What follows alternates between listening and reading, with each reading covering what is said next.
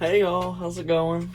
I know I haven't gotten to post in a while. The internet's been a little iffy, but fingers crossed that this video goes through. So today I was gonna go over like the hiring process and like how long it took me to get here, and the day, like a day in the life, or what exactly a day looks like.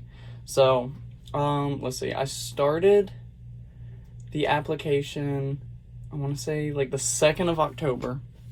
So I got an email saying that Disney Cruise Line was hiring, and if I was interested to put in an application. So I put one in October 2nd, and I think it was the next day I woke up to an email, and it said Disney Cruise Line is interested in doing an interview with you. And then it gave me like 3 different times that I could schedule an interview for. So I scheduled one for the 8th of October. So it was about 6 days later. And so I did my interview. Everything went great. It was actually a good interview. Like normally interviews are scary. I don't know. I kind of like interviews. They're fun. You just get to sit down and talk. But so we did our interview. They asked like situational questions, like what would you do if a kid was crying and you couldn't get them to stop. So I guess it was more based on like my department that I'm going in, since it's YA. So it was like situational type questions. And it was, I think 4 days later, I got a reply back that said that they want to move on to the next step. So I don't know how it is for other departments, but with YA, since you're working with kids, you have to have 6 references, I think it was, that has seen you work with kids. So luckily I've done childcare for 9 years, so I had like a bunch of people to see me work with kids. So I had a couple old bosses fill out the thing, a couple of like employees that I was working with, and so they sent that in, and that took 2 weeks to get everyone to send it in, because they wouldn't move on to the next portion of like the hiring process until everybody had done that. So after everyone had submitted that, I got like a confirmation email saying everyone sent in their reviews on me. Apparently it was super easy. I don't know, I didn't get one, but it was just like some questions, multiple choice, and then a couple short answer things. And so after that, they did a background check. So because you're working with kids, so you have to have a background check. So that took like another week. So this is putting us like the 3rd week of October.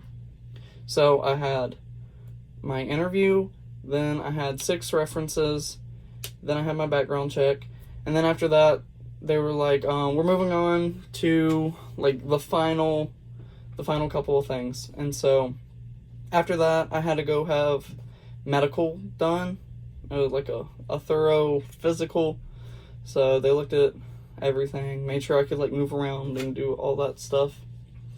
And then so they actually ended up missing a part on the form, like the doctor, and I had to go back to medical again. So that kind of delayed me about a week, because I think it was a week after I had gone to medical the first time. And then it was 3 days later I got an email saying that I needed to go back because something wasn't filled out right. And so I went back, and then after that it was filling out a bunch of paper. So you get like a login to a site, and you have to upload 12 or 13 documents, I think. So like passport, your tax stuff, all of that. So I did all that, and I think they did it in 2 separate sections. So the first one I got after I passed the background check, and I was filling all that in. And then the next set came after I had passed medical. So then after medical, I think it was about the 1st of November when they sent the second round of stuff, and this was like upload your passport stuff. But I was waiting on my passport to come because as soon as like I applied and I heard back, I had like applied for my passport, and at that time it was taking forever for passports to come in. So I think it was anywhere from 6 to 10 weeks, I think, for a passport to come in. So I waited until, I think I got it the first week of December. And so I had told my recruiter that I finally got my passport, and they wanted me to come on originally December 16th. And so I was like, well, Christmas is coming. I kind of want to spend it with family. And so they were super good about getting me in after Christmas. So if you communicate with them, they're really good about like helping you with your schedule and when you want to actually go, which is super nice. So I think I started in October, and then I said anywhere from like the beginning of January, I'm good to go, like right after Christmas. So I got an email that said the 7th of January is when I would actually like embark the ship. But I would be flying down to Orlando the 5th. So I did Christmas and all that with the family, said goodbye, got on the plane like early morning on January 5th. And I was at the hotel because they put me in a hotel for a few days before I actually got on. And I thought I was going to be at the hotel longer, but I ended up just being there for 2 days. Because I think, let's see, the email said I'd fly down the 5th, and then I'd have to be at the hotel for 5 days. So that put me on the boat the 10th. But I ended up getting on the 7th because a couple things changed. So then I got on, and now I'm here 2 months in. I just hit my halfway point. It's crazy. It's gone by so fast. I feel like I just got here. There's still so much that I have to do before I leave. Like, I haven't even eaten that Animator's palette. I still gotta go do that. So that's kind of the hiring process. I don't know how it is for other departments, but that's how it is for YA. So you have like a bunch of paperwork that you got to get through, a lot of emails back and forth. I was checking my email like every day, like 6-7 times. But they're super good about communicating everything, which was awesome because any question I had was generally in the next email without me having to ask. So that's how you get hired on. And if you are like scheduled to have an interview anytime soon, don't stress it. It was one of like the most fun interviews I've ever done. It was super fun and easy. It was like sitting down and talking to an old friend. Just be yourself. Have a good time. Don't stress it. You know. Alright, so that brings us to part 2 of the video. So, like, what does a day look like? So, I actually have a schedule, my schedule for today. So, this is a C day schedule, because today is a C day. So, on C days, it tends to be a longer day. C day and Nassau tend to be longer days. I think I'm working, like, I think it's just 10 hours today. But, it's, I don't know if you can see, like, section into 30-minute intervals. So you're this is my line, though. So you start here, let's see. And so you jump around every 30 minutes. So, like, the day goes quick because you're not stuck in one spot. So you're always doing something different. And so, let's see. I start today at 1, but I get off at 1.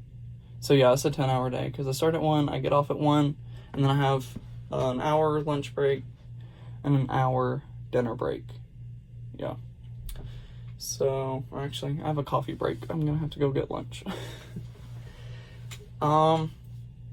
It's not bad at all.